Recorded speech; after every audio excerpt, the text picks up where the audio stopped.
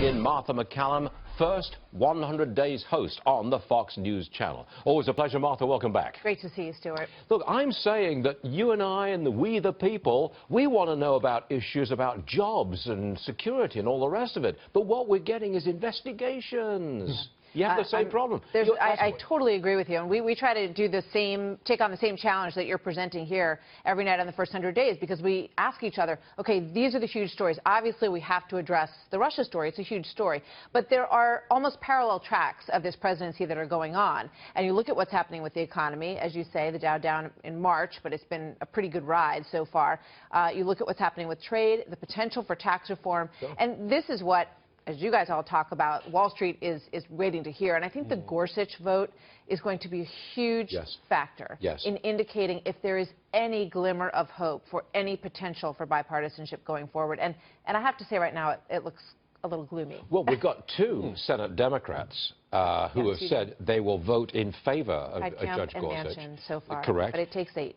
Yeah, okay, hold on. It takes 2, but it really takes 8. Isn't there also a leaked audio tape from Claire McCaskill where she is saying she's a little leery of a filibuster? Yeah. You know, this is the glimmer of hope that we have right now. I think that America has, and I say this in a completely bipartisan way. If you can put together enough of these senators, and John McCain is also working on this behind the scenes. He really wants to see if they can pull together enough of them to avoid this precipice of the nuclear option in this vote.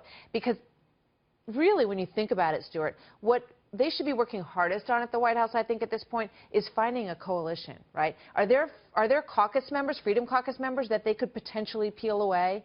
Are there members of Democrats that they could potentially peel away and put together a group of action folks that are willing to say, you know what, we love or we don't love Donald Trump, it doesn't matter. We want to work for the American people. And potentially that could help them in 2018 if they think broadly about it. But you're talking about a different coalition, a new coalition. Well, that's what we saw in this election, right? That's true. I mean, Trumpism is not republicanism, and it is not being a Democrat. It's not. That may be why he's having a tough time putting things together. But he needs to sort of figure out, you know, who his constituency is and try to peel off some of these members and say, look, you are with me, actually.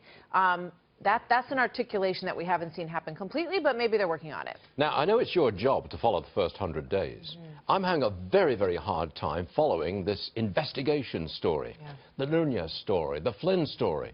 I mean, I don't know many people who really can stay on top of it and report exactly what's going on, because it's so confusing.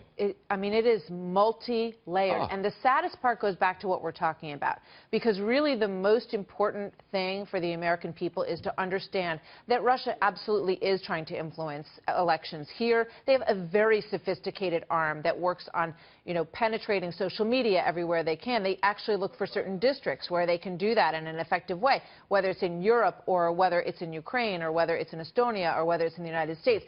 This is an up and running, functioning arm. We need to get our arms around that. We need to understand how to combat that and kind of put this other garbage a little bit more to the side. Put the noise on the side. Let's get on with the real work. Focus on that primarily. I've got one more issue. Silicon Valley, in my opinion, has utter contempt for President Trump. You see it all the time.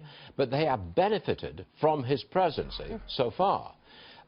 Amazon's Jeff Bezos, for example, he owns the Washington Post. He is utterly contemptuous of President Trump, and yet his net worth has gone up just this calendar year by $10 billion, and he's the principal opponent of President Trump. You know, what a shocking reality that when you talk about tax reform and you lower regulation